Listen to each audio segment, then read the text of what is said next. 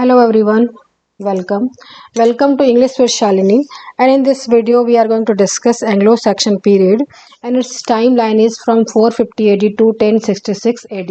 This age is called Anglo Saxon period or Old English period, and here the Angles, Saxon and the Jute are known as the Anglo-Saxon, and the Angles and the Saxon tribes were the largest of the three attacking tribes, and so we often know them as the Anglo-Saxons. They shared the same language, but were each ruled by the different strong warriors.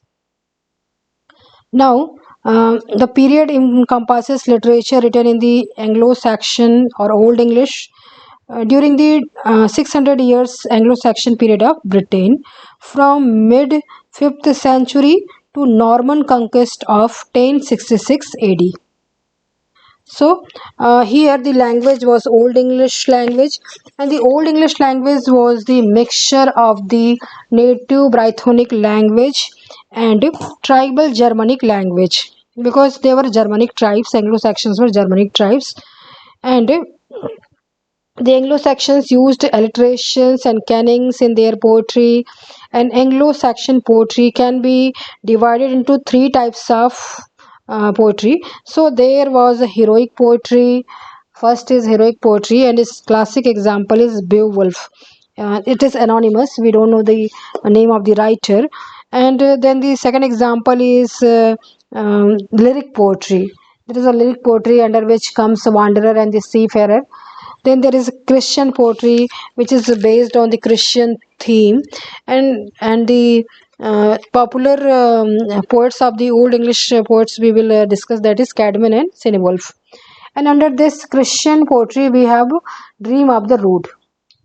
Now popular poets are Cadman and Cinewolf, and in this age Saint Augustine came to England in 597 AD, and he converted England into a Christian nation, and prose developed during this, and after the spread of the Christianity. And then there was the King Alfred the Great, who was the key figure in Anglo-Saxon prose, because he was a great supporter of the literature.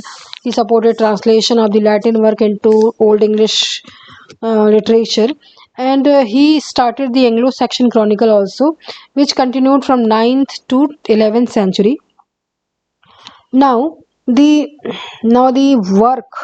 works include genres such as epic poetry, hagiography, sermons were written, Bible translation, legal work, chronicles, riddles, and others.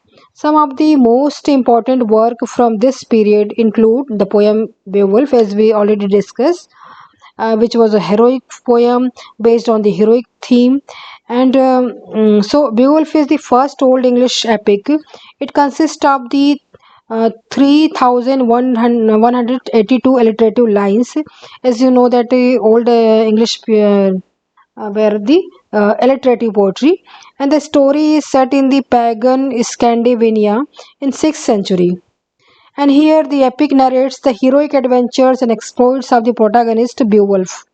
The name of the character is Beowulf. He is the hero the great, and he rides the Danish kings, Hrothgar, and a terrible monster, Grendel. Beowulf also killed Grendel's mother. He feasted with the Hrothgar in the mead hall in Heorot, and returned to his native land. So there he became the king of the greats. Now, um, now we know that Beowulf is also known as the national epic of Britain. So it has a very important. It is very important in the Old English period. Now, the Anglo-Saxon Chronicle is a collection of the early Christian history. The poems Cadman's hymns from the 7th century is one of the oldest surviving written text in English, and major poets of the period are the Cadman, Cinewolf, and King Alfred. So King Alfred was famous in prose also, in poetry also. So this was the Old English period. Thank you so much for listening.